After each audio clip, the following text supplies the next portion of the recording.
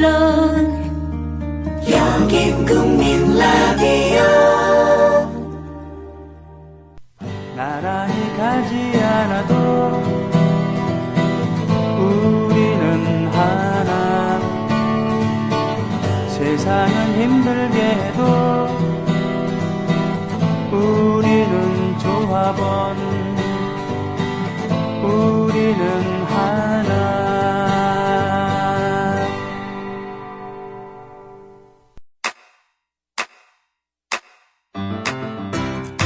국민 라디오 지지하는 4가지 방법 아시나요? 다운로드하기, 별점 주기, 댓글 달기, 구독하기. 국민 라디오를 보다 많은 이들에게 전할 수 있는 가장 손쉬운 방법. 다운로드하기, 별점 주기, 댓글 달기, 구독하기. 잊지 마세요. 다운로드하기, 별점 주기, 댓글 달기, 구독하기.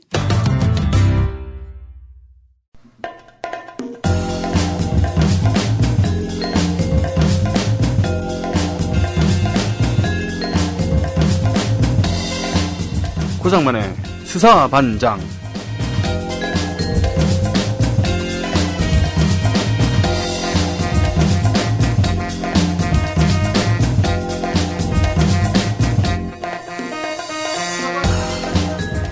반장님 오셨습니까? 예, 안녕하세요. 고상만입니다. 예전에 반장하면 수사반장하면 역시 최불암 씨가 그때 박 반장이었고요. 김형사, 김상순, 그리고 서호정 씨가 서형사, 그리고 조경환 씨가 조형사 이랬었는데 서호정 씨가 몸이 편찮아지면서 남형사, 남성훈 씨가 등장했었죠. 예. 근데 이분들이 다 돌아가셨어요.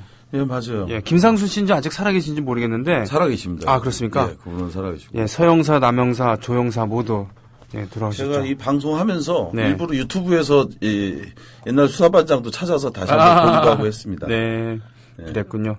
자, 그 실존 인물이었죠. 최경락이었나요? 최중락이었나? 예, 최중락. 아, 그렇습니까? 예, 최중락. 예, 이분이 경찰청의 고위 간부까지 지내시고 보면 매우 그 사명감 높은 그런 또 유능한 그런 수사관이었고 눈물이 있는 인정 있는 그런 분이었습니다. 예. 뭐 또 다른 얘기도 있어요. 그렇죠. 나중에 저 삼성계열에 취직을 했습니다. 네. 네, 뭐 그렇습니다. 예. 뭐 모든 성공한 사람이 그렇듯이 우리나라에서 그 당시 성공했었던 특히 이제 관운이 좋다고 한다는 것은 또 그만큼의 다른 얘기도 있을 수 있겠죠. 예.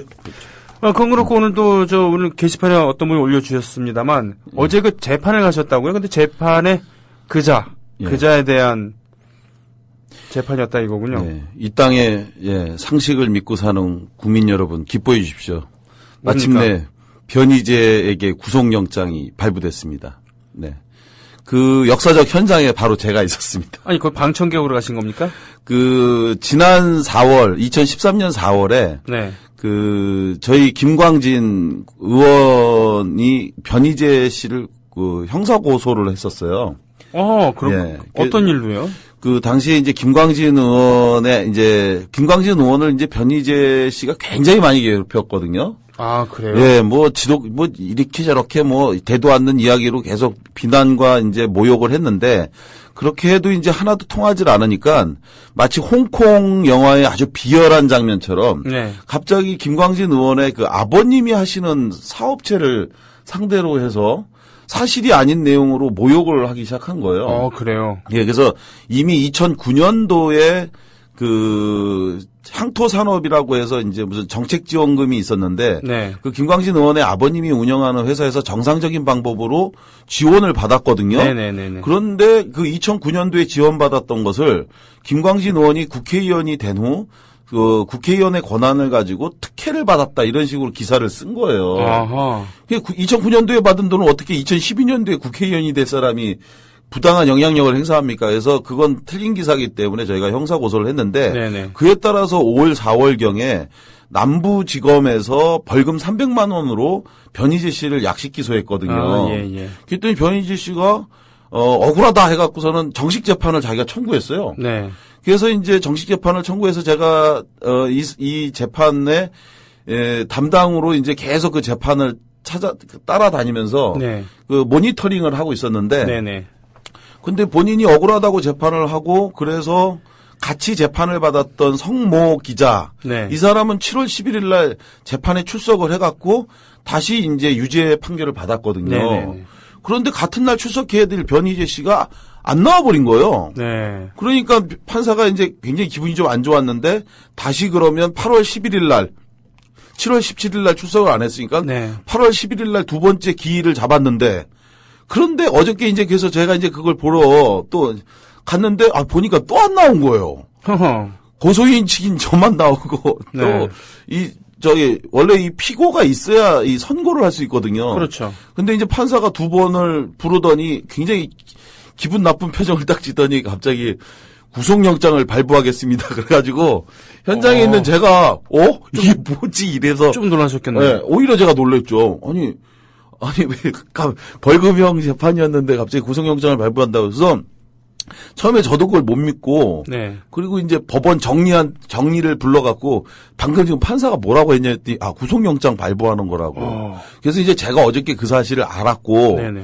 그리고 나서 이제 이 기쁜 소식을 누구하고 제일 먼저 나눌까 해서 제일 먼저 떠오른 사람이 요즘 그 변희재 씨한테 많이 고통받고 있는 우리 개그우먼 김미아 선배가 떠오르더라고요. 그렇죠, 네. 그래서 김미아 선배한테 제가 문자를 보냈죠. 선배님 기뻐하십시오. 그래가지고 변희재에게 구속영장이 발부됐습니다. 그래서 이제 알렸는데 그리고 났는데 이제 저녁에 이제 김미아 선배가 그 강화문에서 이제 그 구속영장 발부를 됐다고 이제 이야기를 했더라고요. 그래서 어저께 밤부터 일부 이제 트위터를 통해서 김미아 씨가 이제 이런 반가운 소식을 전했다 했는데 오늘 이제 마침내 오전에 이제 공식적으로 우리 국민라디오 조상훈의 뉴스바에 그 김영민 PD가 새벽 7시 20분에 저한테 전화를 해갖고 어저께 그거가 사실이냐고 또 확인하길래 제가 사실이라고 확인해주고 그래서 이제 보도가 됐죠. 조상훈의 뉴스바에서. 아침형 인간들이에요. 일이 많았습니다, 오늘. 그리고 그 후로 지금까지 계속 모든 언론 매체에서 전화하고 해갖고 귀가 뭉개지는 줄 알았습니다. 하도 통화를 많이 해요. 근데 왜 이렇게 기뻐하세요? 정말 그동안 이제 우리 변희재 씨가. 네. 예, 민주투사로서 1인치가 부족했지 않습니까? 구속수감됐던 전력이 없어서. 예, 마침내 이제 구속수감의 전력이 있어서 향후에 이제 민주투사로서 모자람이 없는 행보를 보이시지 않을까. 예. 경력의 한 자락에 추가되군요. 예, 9월 4일까지 일단 구속영장이 발부가 돼 있는데 이번 기회에 진지하게 자기 성찰을 했으면 좋겠어요. 저도 감옥 갔다 왔는데 91년도에 가면 이제 많은 걸 생각하게 됩니다. 그래서 본인도 많이 생각하고 더불어서 이제 앞으로 뭐 할 건가 이것도 잘 생각했으면 좋겠어요. 네. 이제 좀 사람이 돼서 나올까요? 예, 어렵겠죠, 또. 아니, 그런 얘기였습니다. 오늘, 장준하 선생에 대한 이야기, 오늘 세 번째 시간이잖아요. 두 번째 시간입니다. 두 번째입니까? 예. 그렇군요. 지루하셨나 보죠, 형님, 이거. 아니요, 그게 아니라, 그렇구나. 예. 지난주에 제가 저 콘솔에 앉아있으면서 그렇죠. 둘이 얘기를 했었죠. 예. 맞아요. 두 분, 원래 2회로 나눈다 그랬었는데, 3회까지 하기로 했었죠. 예. 너무 표정이 좋아, 오늘.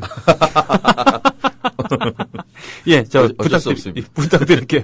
자, 지난 시간에 우리는 이제 장준하 선생님 5.16 쿠데타까지의 과정에 대해서 이제 살펴봤습니다. 네. 오늘은 본격적으로 박정희 독재 권력과 맞섰던 장준하 선생님의 위대한 민주주의 투쟁 역사에 대해서 한번 이야기하려고 합니다. 네.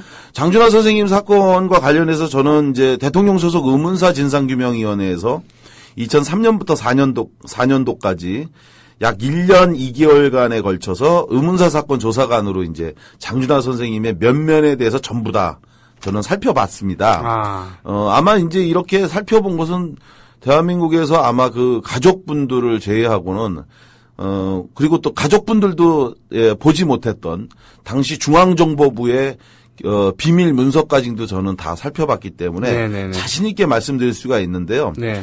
장준하 선생님에 대해서 저는 우리나라의 백범 김구 선생님하고 장준하 선생님을 저는 가장 존경하는 인물로 꼽는데 특히나 이제 장준하 선생님과 같은 경우에는 제가 이 조사를 하면서 그야말로 매료된 인간형. 예. 장준하 선생님은 도덕성, 양심, 의지 그리고 사회적 약자에 대한 애정과 더불어서 독재자에 대한 뜨거운 저항 정신을 남김없이 보여준 그리고 정말 제가 따라 배우고 싶은 그런 존경스러운 인물인데요. 이렇게 가장 그 장준하 선생님의 매력 중에 하나는 바로 그가 보여줬던 유신독재 시기의 민주화와 그리고 인권 회복을 향한 강력한 투쟁력이다. 네. 이렇게 저는 말씀드리겠습니다. 네. 박정희 유신독재 권력과 맞서 싸우면서 그는 결코 한 번도 애둘러 가거나 그리고 비판하는 것을 회피한 적이 없어요. 네. 특히 그가 1967년도 장충당 공원에서 행했던 연설은 정말 이 많은 이들을 이제 흥분케 할 정도로 굉장히 대단한 일인데, 이때 당시에 이제 장준하 선생님이 장충당 공원에서 비판했던 사건이 뭐였냐면 삼성 사카린 네. 밀수 사건이었습니다. 아시죠, 형님? 뭐 얘기 들었습니다. 그러니까 예. 그 당시에 300이라고 해갖고 네. 뭐 그 중에 밀가루, 밀가루, 뭐 설탕 또 뭐였었죠? 뭐 그런데 이병철 선대회장이었던 이병철이 그 사카린을 밀수하다가 들킨 사건이었었잖아요. 그렇죠. 네. 1966년도 9월 15일 날 처음 이제 이 사건이 세상에 알려졌는데 당시 경향신문이 이 특종을 한 겁니다. 이 보도에 따르면은 이 이후에 이제 이 삼성 사카린 밀수 사건은 우리나라 근현대사 역사에서 매우 중요한 기록으로 남게 되는데 1966년 5월 달 그러니까 보도가 되기 약 넉 달 전에 당시 삼성그룹의 창업주였던 이병철 회장, 지금의 이건희 회장의 아버지죠. 네. 이병철 회장이 경남 울산에 한국비료라는 공장을 짓게 되거든요. 네. 그러면서 이 당시에 짓는 공장의 건설 자재를 일본으로부터 들여오겠다고 하면서 정부 허가를 받았어요. 네. 그런데 허가 내용과 달리 당시 삼성이 들여온 것은 건설 자재가 아니라 사카린 2259포대 네. 약 55톤에 해당하는 사카린을 밀수를 한 거예요. 관세청에다 신고를 하지 않고 네. 당시 이 사카린은 설탕보다 약 100배 정도 단맛이 나는 식품이었는데 당시에 이제 우리나라에 설탕이 귀했던 시절이었거든요. 네. 네. 그러니까 이제 음식의 단맛을 내는 이 주요 성분이었던 이 원료는 굉장히 많은 이익을 이제 보장해 주는 건데 삼성이 이걸 이제 밀수를 하려다가 이른바 이제 세관에 적발이 된 거죠. 네. 그래서 세관이 뒤늦게 이제 이 사실을 알게 된 후에 5월 24일 날 이 밀수하려고 했던 이 사카린을 다음 달인 6월 달에 세관이 적발을 해갖고 모두 1059포대를 압수하고 네. 그리고 벌금으로 2천여만 원을 이제 부과한 거예요. 어마어마한 돈이죠. 지금 기준으로 보면 그때 당시에 2천여만 원이면 뭐 어마어마하게 큰 돈인데 이렇게 이제 큰 벌금을 부과했는데도 불구하고 이 사건은 잠잠하게 끝나지 않았죠. 이후 더 많은 의혹이 제기됐는데 네. 그 의혹의 중심에는 뭐냐면 삼성이라고 하는 한 기업의 부도덕한 범죄가 아니라 네. 사실은 박정희 정권과 삼성이 결탁한 이 권력형 비리다. 이런 의혹이 이제 강력하게 이제 제기가 된 겁니다. 네. 이 당시에 삼성 사카린 밀수 사건하고 관련해서 유명한 일화가 두 가지가 있어요. 예. 하나는 예. 하나는 장군의 아들 김두한. 예, 김두한. 똥물 투척 사건. 예, 네. 맞습니다. 바로 그 똥물 투척 사건이라고 알려져 있는 똥물 투척 사건으로 알려져 있는 국회에서 이게 이제 이른바 이제 김두한 국회의원 제명 사건으로도 연결이 되는데 이 사건이 발생하고 난 직후에 발생한 그 1967년도 당시에 장군의 아들 이른바 폭력 두목으로 알려져 있는 김두한이 재선 국회의원을 하고 있었을 때였거든요. 이 재선 국회의원이었던 김두한이 사카린 밀수 사건이 정치 쟁점화되니까 그해 9월 22일 날 대정부 질의를 하기 위해 국회 연단에 서게 됩니다. 근데 이때 국회 연단에 서는 김두한이 오른손에 웬 끈으로 묶인 낯선 그 항아리 이 통을 이렇게 들고 단상에 올라가서 연설을 시작해요. 당시 국회 회의록에 적혀 있는 그 발언 내용을 보면 저는 배운 게 없어서 말은 잘 못하지만 다른 사람이 할 줄 모르는 행동은 잘할 수 있습니다라는 첫 마디를 이제 꺼냅니다. 그러더니 이렇게 비장한 어조로 첫 마디를 꺼낸 그는 자신의 과거 이제 화려했던 자기의 이제 뭐 투쟁 경력을 장황하게 이제 나열하다가 5.16 군사 혁명을 일으킨 현 정권이 민주주의를 파괴하고 또 국민의 참정권을 박탈하는 것까지는 용서할 수 있으나 전 국민의 대다수를 빈곤으로 몰아놓고 몇 놈에게만 특혜 조치를 주고 있는 건 용서할 수 없다. 대통령이 여기 나와 있다면 내가 직접 한번 따지고 싶지만 없으니 대신 국무총리를 대통령 대리로 보고 또한 총리와 장관들은 3년 몇 개월 동안 부정과 부패를 합리화시킨 피고로 다루겠다. 이렇게 연설을 하더니 갑자기 김두한이 자기가 들고 왔던 통의 끈을 풀어서 그리고 나서 이렇게 얘기합니다. 이것은 재벌이 도둑질에 먹은 것을 합리화시켜주는 내각을 규탄하는 국민의 사카린 이웃이다. 라고 하면서 뚜껑을 열 그 항아리를 국무위원석에 앉아있던 당시 정일공 국무총리 등에게 막 뿌리는데 그 뿌린 것이 뭐였냐면 바로 똥이었습니다.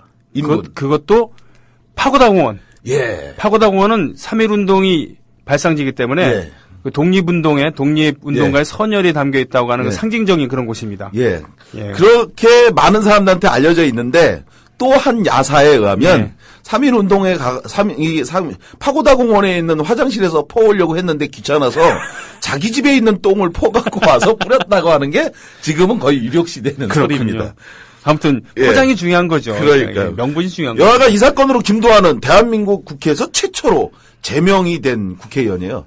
그러니까 많은 사람들은 이제 1979년도에 김영삼이 이제 제명된 것만 많이 알려져 있는데 사실은 최초로 우리나라에서 국회의원 중에 제명된 것이 이제 김두한이고 이 김두한은 제명만 된 것이 아니라 이후에 국회의장 모독 또 공무집행 방해 등의 혐의로 구속 기소까지 됐습니다.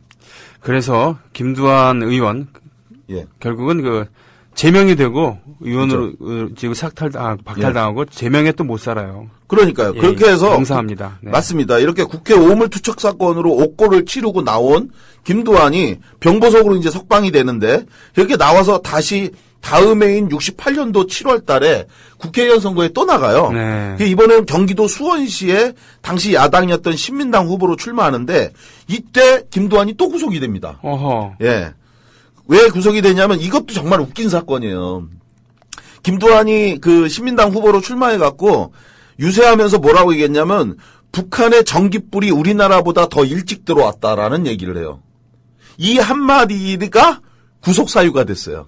국가 기밀 누설죄군요. 기밀은 아니고 북한을 찬양했다. 북한을 찬양했고 이것이 이제 방공법 위반이다 해갖고 이제 구속이 됐는데 이때 김두한이 이제 그 북한이 우리나라보다 전기불 먼저 들어온 게 찬양한 거다. 사실인데 이건. 그러니까요. 그런데도 이걸 이제 찬양죄로 해서 미우니까 이제 계속 구속시킨 거죠. 근데 당시에 구속됐던 서대문 형무소에 이제 김두한이 또 구속됐는데 이때 구속될 때 담당 교도관이었던 서윤환이라는 사람의 증언에 의하면 김두한이 방공법 위반으로 구속된 날 온몸이 비에 젖어 들어왔는데 그때 보니까 옷을 벗겨서 이렇게 살펴보니까 온몸에 피멍투성이었다. 엄청나게 맞은 거예요. 그렇게 해서 잡혀 들어왔는데 또 다음 날도 남산 중앙정보부에 끌려가서 심한 고문을 당하고 돌아왔는데 그렇게 돌아와서 자기한테 하는 말이 이제 서윤환 교도관한테 하는 말이 소동지 나 오늘 죽을 뻔했어라고 웃을 뿐 별 불만은 토로하지 않았다. 참 당대의 싸움꾼이 결국 공권력 위에서 구탈당하고 고문을 당하고. 그렇죠. 그렇게 했다가 결국은 이게 이제 사실상 인생이 내리막길로 가게 된 건데 그러던 이제 1972년도 11월 19일 날 김두한은 종로 거리에서 이제 쓰러져서 발견됐고 그리고 3일 후인 21일 오전 9시 5분경 자택인 서울 성북구 정릉 무허가 주택에서 만 55세의 나이로 이제 숨졌습니다. 정릉의 무허가 주택. 결국 가난하게 죽었다는 얘기예요. 그 이른바 이제 그 주목 거두였던 이제 김두한이 이렇게 숨졌는데 그가 숨진 날은 공교롭게도 1972년 11월 21일 박정희가 유신헌법 찬반 여부를 묻는 국민투표를 실시해서 압도적인 지지로 유신헌법이 확정된 날이었어요. 그랬군요. 여기서 아이러니는 그의 딸이 누구죠? 김을동. 지금 현재 새누리당 김을동인데 바로 그 김을동 국회의원은 자기 아버지를 이렇게 지독하게 괴롭히고 비참하게 숨지게 했던 그 박정희의 딸에게 거수경례를 하는 국회의원으로 지금 살고 있죠. 그렇습니다. 본인이 이제 거수경 내갖고 사람들한테 비난 많이 받았죠. 네. 참, 좀 이해가 안 가요, 이런 게. 어떻게 보면 자기 아버지 원수고 그 딸인데. 네. 그래도 국회의원 시켜준다고, 경례하는 거 보니까 정말 이루 말할 수 없더만요, 느낌이. 그렇기 때문에 우리가 지나간 역사를 다시 공부해야 되는 이유가 바로 여기에 있는 것이죠. 정확하게 배워야 되는 이유가. 그러니까요. 네.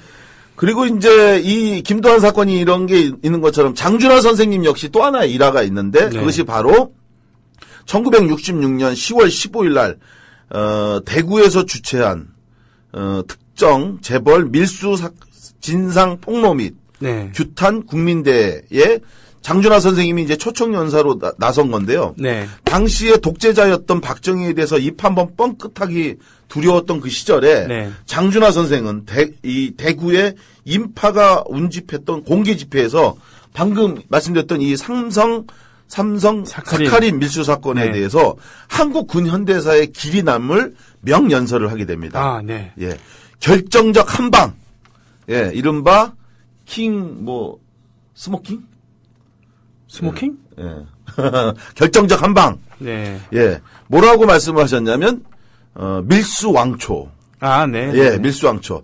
장준하 선생은, 박정희에 대한 비판을 에둘러 가지 않고, 박정희란 사람은 우리나라 밀수왕초라면서 말 그대로 돌직구를 날렸습니다. 사카린 밀수의 정점에는 그쵸. 바로 박정희가 있었다는 얘기군요. 그렇죠. 다른 누구도 아니고, 바로 박정희란 사람이 우리나라의 밀수왕초다.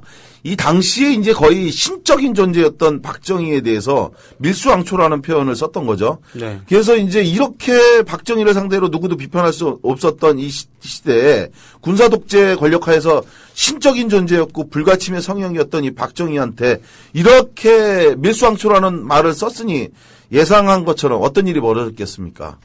장준하는 이날의 연설로 박정희 정권에 의해서 구속이 됩니다. 네. 이것이 이제 첫 번째 구속인데 이 연설이 있고 난 지 11일이 지나가던 10월 26일 그는 국가원수 모독죄로 처음 구속됩니다. 이 지금은 이제 사라진 반민주 악법인데요. 그렇죠. 국가원수 모독죄. 그렇죠. 예. 근데 이제 예를 들면 두한이 대가리 돌대가리 하면은 이 국가원수 모독죄죠. 그건 기밀 누설죄 같은데. 아, 그런가? 아, 예. 여가 이제 국가원수 모독죄라고 하는 죄로 이제 첫 번째 구속이 됐는데 당시에 이렇게 장준하 선생이 구속됐었던 이 밀수왕초라고 표현했던 이건 그러면 사실이었는가? 네. 아니면 그냥 정치적 비판이었는가? 예, 이 사건에 대한 진실이 처음 드러난 건 1993년 처음 이제 이 사건의 진실이 드러났습니다. 마침내. 어떻게 이 밀수왕초 박정희가 정말 밀수왕초였는지 아니면 이것이 단순히 삼성의 독자적인 범죄 네네. 행위였는지 진실이 밝혀진 것은 1993년도에 당시 이 사카린 밀수 사건으로 구속됐었던 이병철 창업주의 아들이자 그리고 그 당시에 요 사카린 밀수를 주도했던 이맹희 이건희의 형. 큰 형이죠, 이맹희. 네. 예. 장남은 이제 숨지고 아마 이분이 둘째일 거예요. 그리고 그런가요? 이건희 씨가 셋째고. 이맹희, 이창희, 예. 그리고 그런가요? 예. 네. 하여간 이건희 씨의 이제 형인데 네네. 이 이건희 씨의 형인 이맹희 씨가 이때 책을 내요. 93년도에. 그래서 이맹희 회상록 묻어둔 이야기라는 제목으로 책을 냈는데 이 이맹희 씨의 가 책에 쓴 내용에 의하면 당시에 한국 비료의 사카린 밀수 사건은 박정희 대통령과 이병철 삼성 회장의 공모 아래 벌어진 조직적 밀수였다고 고백을 했습니다. 아, 그랬군요. 그가 쓴 책의 주요 내용에 따르면 당시 삼성은 1965년도에 한국 비료 공장을 건설했고 네. 이때 일본 미쓰이로부터 리베이트로 약 100만 달러를 받기로 했대요. 네. 그러자 이제 당시 삼성의 엄청나네. 회장이었던 네네. 아버지 이병철 씨가 이 사실을 박정희에게 알렸고 네. 박정희는 이 돈을 함께 나눠 갖기로 한 후 이 네. 돈을 더 부풀려서 나눠 갖자. 네. 라고 적극적으로 또 주도해서 이맹희 씨 주도 아래 사카린 등을 밀수하고 그리고 나서 박정희 정권은 이런 밀수를 도와주기로 내부 이제 공모를 했는데 이게 이제 언론에 들통이 나면서 드러난 것이 사카린 밀수 사건이었던 거죠. 그렇습니다. 그렇게 해서 그 만맹자를 써서 첫 아들이었던 이맹희. 아, 장남이었군요. 예, 그래서 그러니까 삼성이 위기가 오니까 짐짓 이병철 자신이 물러나는 척하면서 이맹희에게 경영을 맡겼는데 이러이런 등등 해서 다시 자기가 복귀를 하고 이맹희를 팽합니다. 그러면서 나중에 그렇죠. 삼남인 이건희에게 가독을 물려주는 것이죠. 네. 예. 그러니 이맹희 씨 같은 경우는 얼마나 이것 때문에 한해 남았겠습니까? 그러니까 93년도에 그쵸. 진실을 밝힌 거죠. 그리고 네. 나서 뭐 최근까지도 이제 동생이었던 이건희 회장하고 네. 소송을 또 하고 막 이렇게 했던 거죠. 네. 자기가 네. 이제 자기는 아버지를 위해서 충성을 다했고 그 사건의 진실을 은폐하기 위해서 구속까지도 자기가 감내했는데 그렇죠. 자기를 밀쳐버리니까 그거에 대한 억울함, 부담, 뭐 동생에 대한 배신감 뭐 이런 것 때문에 소송을 했는데 여하간 이렇게 해서 처음 장준하 선생님이 밀수왕초바원으로 처음 구속됐고 그런데 이제 이러한 장준하 선생님의 역경은 바로 이어서 67년도 1월 달에 두 번째 구속으로 이어지게 되거든요. 예. 그러니까 처음 구속이 됐다가 그리고 나서 석방된 후에 다시 또 67년도 1월에 두 번째 구속으로 이어지는데 이때 구속된 사유는 당시에 이제 장준하 선생님이 이 박정희를 무너뜨리기 위해서는 선거에 야당이 단일 후보를 내야 되겠다. 네. 분열돼서는 우리가 박정희 이길 수 없다 해갖고 그래서 당시에 이 야당 후보였던 유진호, 윤보선, 이범석, 백낙준 이 네 사람 이른바 야당의 사자 후보를 한 자리에 모아놓고 네. 이것을 장준하 선생님이 주도해서 단일 후보로 선출한 사람이 윤보선입니다. 당시에. 67년도 대통령 선거에 윤보선을 야당 단일 후보로 내세웠고 이렇게 후보를 내세운 후에 장준하 선생님이 이 윤보선 후보의 당선을 위해서 거침없는 대중연설을 하면서 네. 그 대통령 선거에 적극적으로 뛰게 됩니다. 네. 그런데 이제 결국 이러한 연설이 장준하 선생을 두 번 구속시키게 되는 길로 이끄는데 이번에는 박정희 후보가 미국의 일방적 요구를 수용하면서 우리 군인을 월남전에 이 참전시킨 잘못과 더불어서 네네. 과거 남로당 조직책으로 활동했던 이념 전력을 장준하 선생이 비판하게 돼요. 영린을 건드렸군요. 그렇죠. 네.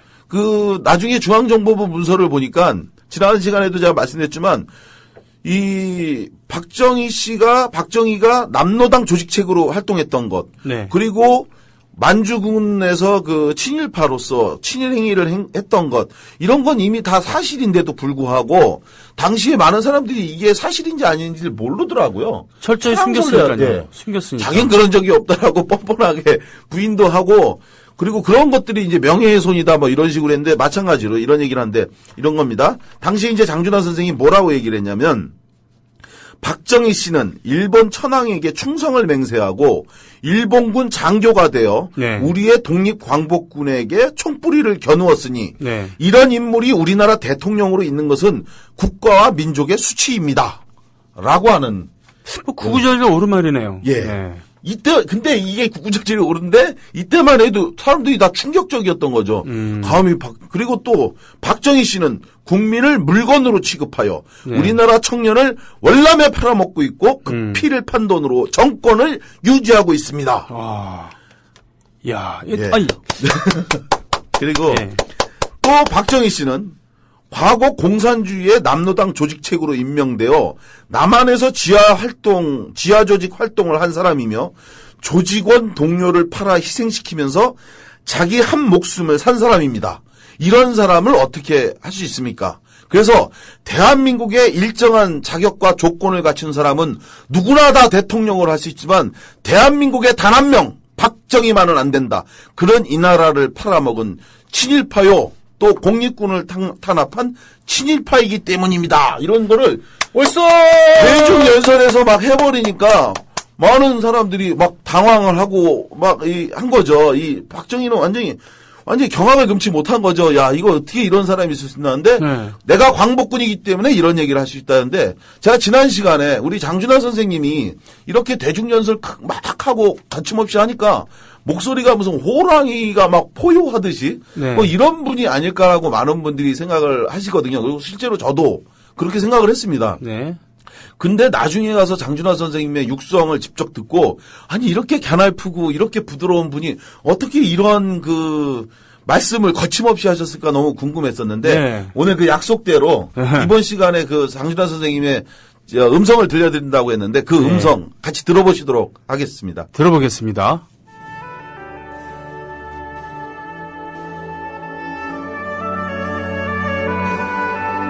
나이 좀 먹었다고 하는 선배라고 하면 선배라고 할 수 있는 위치에 있는 우리들로서는 정말 미안하다는 생각밖에 없어요. 아마 저희 잡지사에 표 같은 게 있다면은 못난 조상이 되지 말자. 사실상 4.19를 통해 가지고 그 젊은 학도들이 우리 후배들이 그렇게 많이 좀 죽었고 부상을 당하고 고생을 하고 그랬는데도 불구하고 선배되는 사람들이 똑똑하지 못해가지고 나라를 제대로 지키고 바로잡지 못했다고 하는데 부끄러운 것뿐이죠. 우리들 자신이 그 부끄러움을 느끼면서 후배들에게 당신들은 이런 부끄러움을 당하지 마시오 하는 그런 얘기를 한다는 게 정말 참 쑥스럽게 짝이 없는 얘기지만은 후배들에게는 제발 좀 우리같이 이런 못난 선배들이 되지 말아라 하는 그런 얘기를 다시 당부하고 싶고요.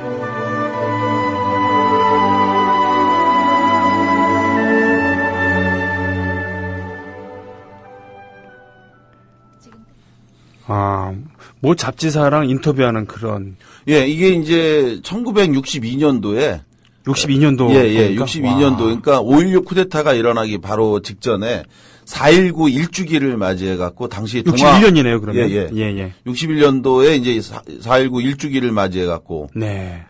그때 이제 인터뷰 하셨던, 방송사하고 인터뷰를 했던 그 인터뷰 내용이세요.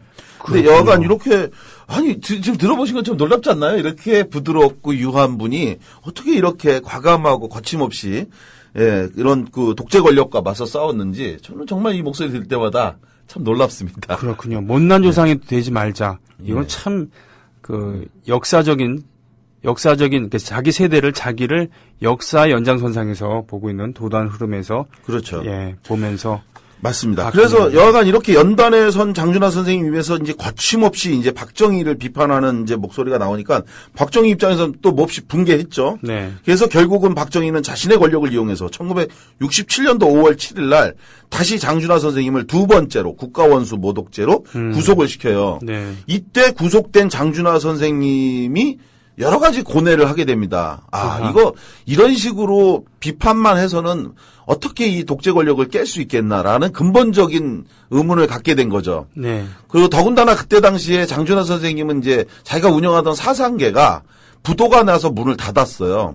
예. 예. 이유는 이제 장준하 선생님이 운영하는 사상계에 대해서 당시 중앙정보부가 세무사찰 탄압과 함께 이 책을 총판에서 책을 팔 수 없게 막아버린 거예요. 엄청난 발행 부수를 자랑하면서 대단히 그렇죠. 잘 팔리는 책이었잖아요. 당시에 조선동화가 8만 부 팔릴 때 이 책은 10만 부가 팔리던 그런 건데 이렇게 된 거죠. 이제 총판이라고 해서 한 지역에 예를 들어 그 경기도다 그러면 경기도 한 지역에 총판 업체에다가 책을 보내면 그 총판 업체가 일반 서점에다가 이제 책을 쭉 깔아서 이제 파는 거거든요. 네. 근데 중앙정보부가 바로 그 총판을 하던 대 압력을 넣어서 깔질 못하게 하고 3개월 동안 창고에 가다둔 거예요. 아이고, 그러니까 그게 한 권도 다시 회수가 안 되니까 이 사상계에서는 이 책이 다 팔렸다고 생각을 하고 또 찍어서 또 내려보낸 거죠.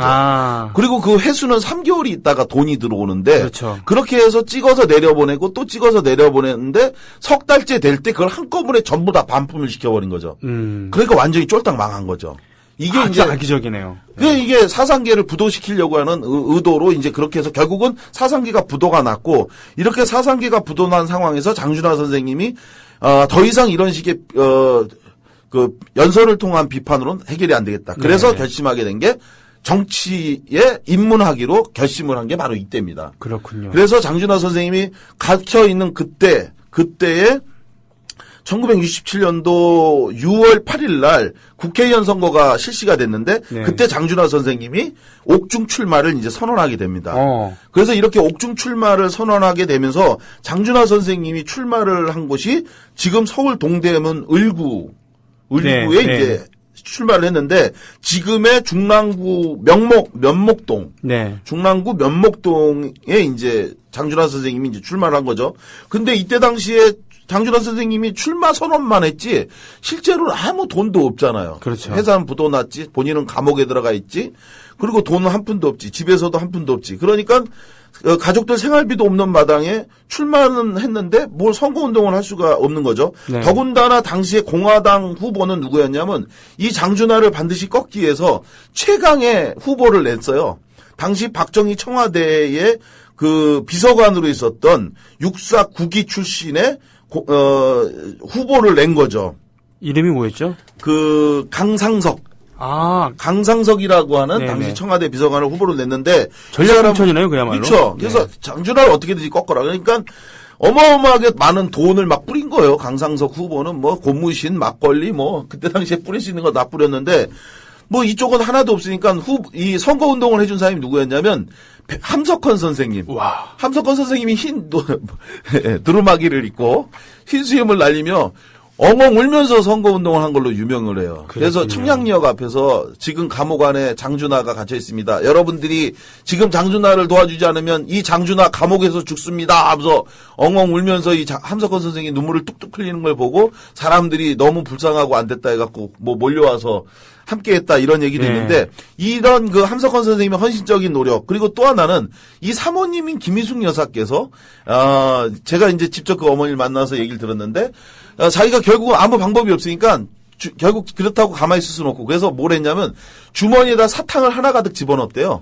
그리고 손에는 이제 거즈 손수건 이걸 들고 다니면서 길거리에서 이제 애가 보이면 입안에다 사탕을 하나 까서 그 애 입에다 넣어주고 그리고 이제 코가 흐르니까 그걸 이제 손수건으로 딱 꺼내준 다음에 그 부모를 향해서 90도로 제가 장준하 쳐대는 사람입니다 하면서 이제 인사를 하고 그렇게 하니까 이제 사람들이 비가 막 오는데도 이제 그 부인인 김희숙 여사가 그러고 다니니까 다들 그때만 해도 인정이 살아있었을 때라 모든 사람들이 걱정하지 마세요. 우리가 장준하 선생님 꼭 찍어드리겠습니다. 이렇게 했는데 이러면서 이제 사람들이 장준하 함석헌 선생이 또 장준하를 살려주십시오 막 이러니까 이제 막 바람이 불기 시작한 거예요. 그러니까 이 선거를 일주일 앞뒀던 그때 갑자기 이 장준하가 석방이 됩니다. 감옥에서. 근데 이 장준하를 석방시켜달라고 요구한 사람이 있었어요. 누구요? 누구였을까요? 강상석이었습니다. 상대방 공화당 후보였던 강상석이 제발 장준하를 석방시켜달라. 장준하가 감옥에 있어서는 도저히 선거를 내가 이길 수가 없다. 동정심리가 막 해서 사람들이 불쌍한 장준하를 돕자 이러니 차라리 장준하를 석방시켜달라. 그때만 해도 정이 살아있었어요. 그러니까요. 네. 그리고 장준하가 진짜 죄가 있어서 간 게 아니잖아요. 그러니까 강상석이 석방시켜달라고 요구해서 진짜로 강상석이 그 요구에 따라 장준하 선생이 석방이 됐고 그러고 나니까 이제 장준하 선생이 그 청량리 광장에 이제 마침내 딱 나타나니까 이른바 구름관중. 야, 장준하가 석방이 됐단다. 한번 보러 가자 해서. 얼굴 좀 보자. 엄청나게 바람을 일으켰고 그 결과 어떻게 됐냐. 누가 봐도 상상할 수도 없었던 건데 이 강상석을 무려 18,000표 차. 이거. 그때 당시에 그 어마어마한 부정선거에서 장준하 선생이 18,000표 차로 압도적인 승리를 했는데 당시에 고질적인 그쵸 우리 박수 한번 치시고 좀 쉬엄쉬엄 해요. 지금 우리 방송하는 거지 연설회가 아니거든. 시간이 없어요. 지금 빨리 얘기해야 돼. 그래서 이렇게 이제 고질적인 선거에서 당당히 이제 당선이 됐는데 근데 이제 이 장준하 선생님이 정치인으로 이제 당선이 됐지만 그 고난의 길은 전혀 달라지지 않았어요. 국회의원이 되어서도 여전히 독재자 박정희하고 최일선에서 싸웠을 뿐만 아니라 실제로 경제적으로도 윤택해지지 않았어요. 많은 사람들이 그 시절에 국회의원 한번 했다 하면 뭐 어마어마하게 다들 잘 살 거다 이렇게 생각하잖아요. 그렇죠. 그렇죠. 근데 야당은 좀 얘기가 좀 다르긴 합니다. 야당도 뭐 그때 뭐 특권 이랬으면 뭐 남들이 볼 때 상상할 때. 근데 남들이 상상할 때. 이와 관련한 두 가지 일화가 있습니다. 하나는 이제 이 김희숙 여사를 제가 지난해 설에 찾아가서 이제 이러저러한 말씀을 나누던 중에 듣게 된 얘기인데 제가 이제 우문으로 이런 질문을 했어요. 사모님 혹시 지금 다시 장준하 선생님하고 결혼하셔라 그러면 또 결혼하시겠습니까? 라고 제가 이제 짓궂은 질문을 드렸는데 그러니까 김희숙 여사님이 곰곰이 허공을 쳐다보더니 월급만 갖다 주면 결혼하겠대요. 아이고. 그러니까 그래서 제가 막 웃었더니 하여간 살면서 월급을 단 한 번도 받아본 적이 없대요. 그 예전 어른들이 예전 어른들이 좀 이상한 부분이 있었는데 그 당시에는 원래 남자는 집에다 생활비 갖다 주는 게 아니야 라고 하는 그러니까. 그런 풍토가 있었대요. 그러니까 그래서 하여간 월급을 한 번도 받아본 적이 없고 그래가지고 자기는 자식하고 사는데 너무 힘들어갖고 아유 그 월급만 좀 갖다 주면 사람은 참 좋은데 월급만 좀 갖다 주면 다시 결혼하겠다 이런 얘기하면서 근데 이런 얘기 어디 가서 절대 하면 안 돼요라고 얘기했는데 오늘 방송에서 말씀드려서 죄송합니다 어머니. 그리고 두 번째 이 에피소드가 있는데 무슨 얘기냐면 이렇게 이제 힘들게 있으니까 어느 사람이 이 김희승 여사한테 몰래 접근을 해갖고 아주 묘한 은밀한 제안을 했다는 겁니다. 그게 뭐냐면은 다른 건 다 필요 없고 국회의원 장준하 명함에다가 장준하 선생님의 그 인감도장만 한번 이렇게 콕 찍어갖고 그래서 갖다만 주면 당시에 집 한 채를 살 수 있는 돈을 주겠다고 누가 제안을 했었대요. 예, 이 사모님 말씀이. 그래서 자기가 고심고심을 하는데 아무래도 저 남편은 월급도 한 푼 안 갖다 줄 것 같고 그리고 내가 무슨 특별히 나쁜 짓 하는 게 아니라 그냥 명함에 도장만 하나 꾹 찍어주면 돈을 준다고 하니 고심고심하다가 아유 안 되겠다 내가 몰래 해갖고 어떻게든지 애들하고 살아야 되겠다 해가지고 그래가지고서는 이 명함을 찾는데 몇 날 며칠을 이제 몰래 이게 명함이 어딨나고 찾는데 명함이 아무리 찾아도 없더래요. 그래서 어느 날 자기가 이제 몰래 그랬대요. 아니 영감 그 혹시 명함은 어디 있어요? 라고 물어봤대요. 이게 아무렇지도 않은 척. 그랬더니 장준하 선생님이 자기를 멀뚱멀뚱 남편이 멀뚱멀뚱 쳐다보더니 왜 누가 내 명함에다가 도장 하나 찍어서 달라고 그러래? 라고 얘기를 해갖고 자기가 말을 못하고 얼굴만 벌개져갖고 있었더니 난 명함 안 만들었어. 그러니까 명함 찾지 마. 그리고 미안해. 내가 돈 못 갖다 주니 그런가 본데 조금만 참어. 라고 얘기를 했대요. 그래서 자기는 그냥 아무 말도 못하고 네 하고 그냥 가만히 있었다고. 허걱. 예, 이러하도 말씀을 해주시더라고요. 그래서 하여간 이렇게 이제 청빈하고 이런 게 생활을 했는데 그러면서도 이 청렴한 장준하가 제일 이 국회의원이 되면서 강하게 했던 것이 바로 박정희의 영구 집권을 저지하기 위한 삼성개헌 반대 운동에 이제 적극 나서게 됩니다. 1969년도 9월에 당시 신민당 소속 국회의원이었던 장준하는 박정희가 3번 대통령을 중임까지 하고 또 3번째 하겠다고 해서 헌법을 개정해갖고 삼성개헌을 하잖아요. 그렇습니다. 근데 이것을 이제 치열하게 반대했는데 수적 우위인 공화당을 막을 수가 없죠. 그래서 결국은 삼성개헌이 이뤄지게 되고 이렇게 삼성개헌에 따라서 1971년도 4월 27일 날 제7대 대통령 선거가 실시됐는데 이때 이제 박정희가 또 출마를 해요.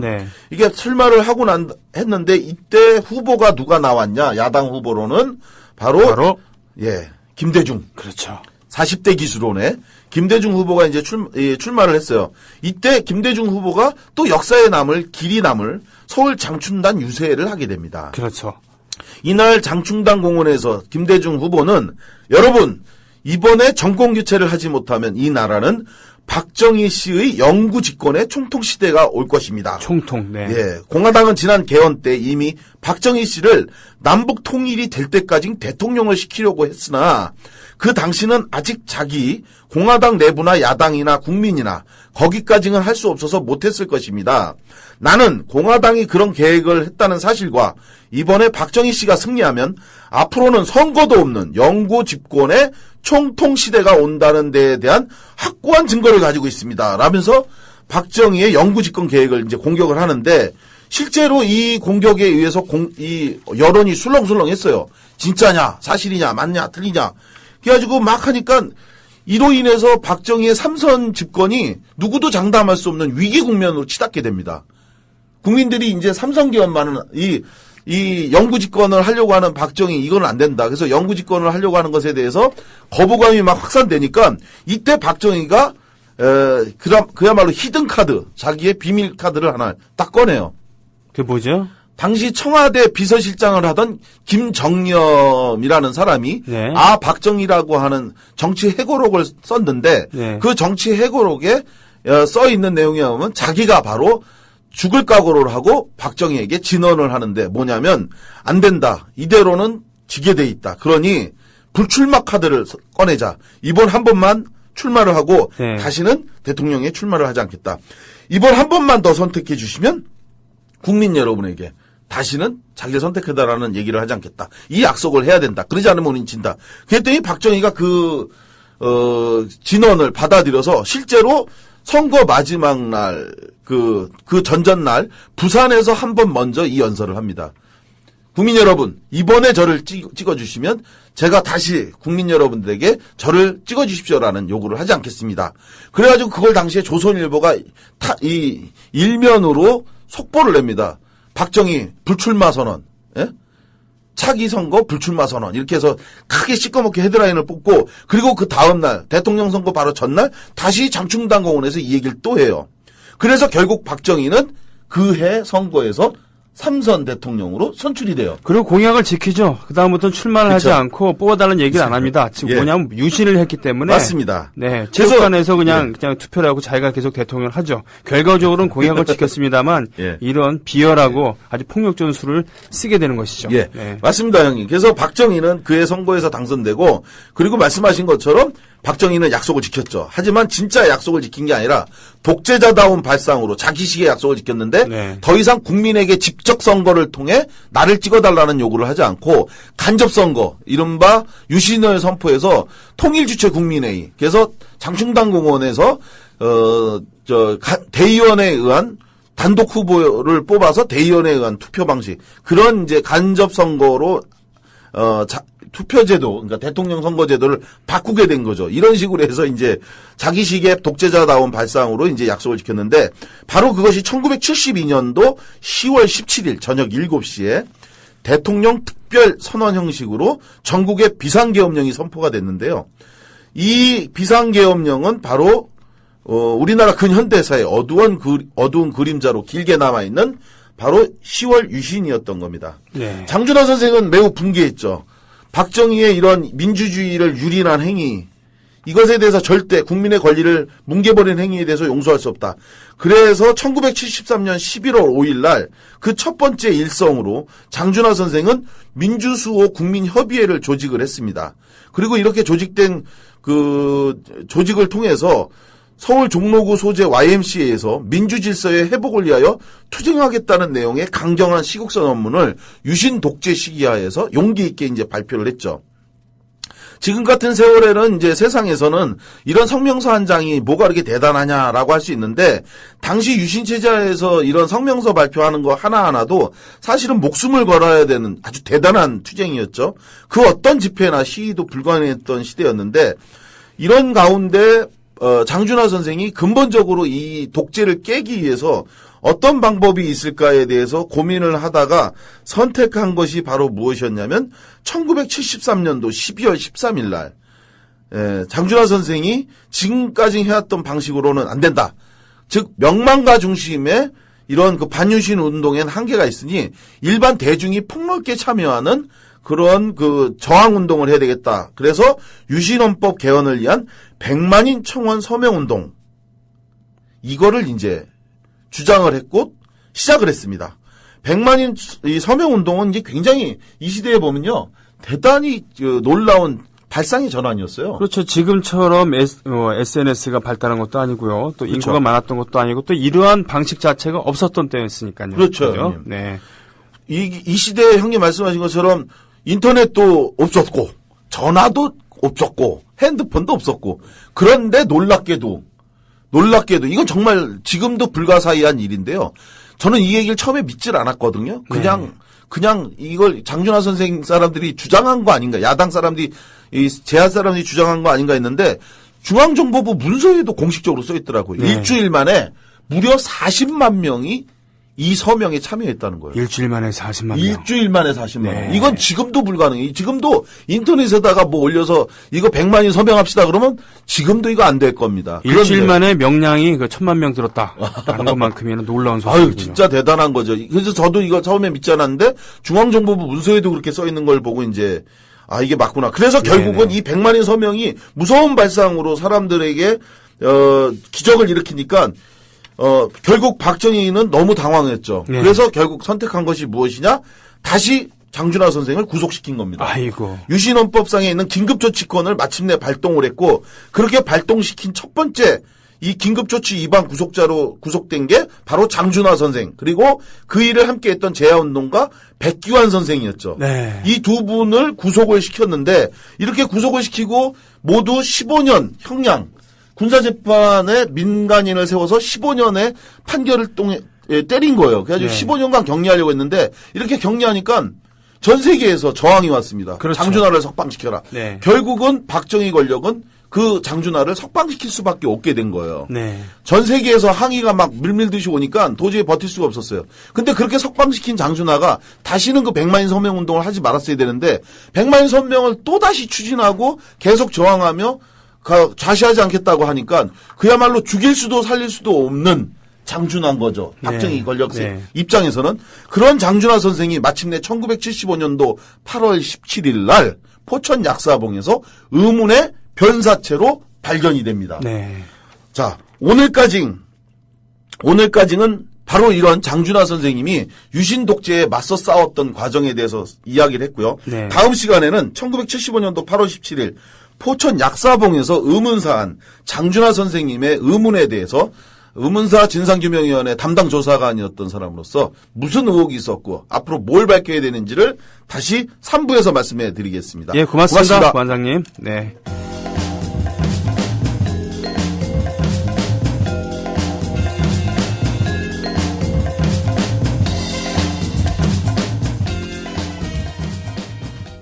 여기